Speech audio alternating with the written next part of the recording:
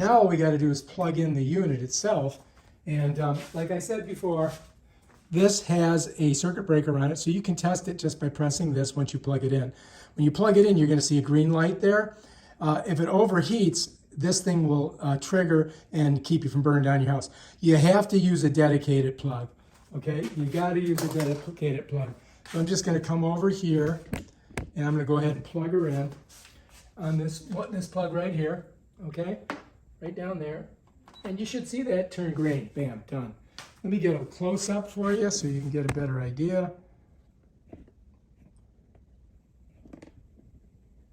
All right, so before you use it, let's test it. So we're just going to press this button to test it. Yes, it works. Now to set it back up, we press there. So that's kind of like having your own GFI plug in there. And that's how that works. All right, let's back her up. All right, so we're ready to go.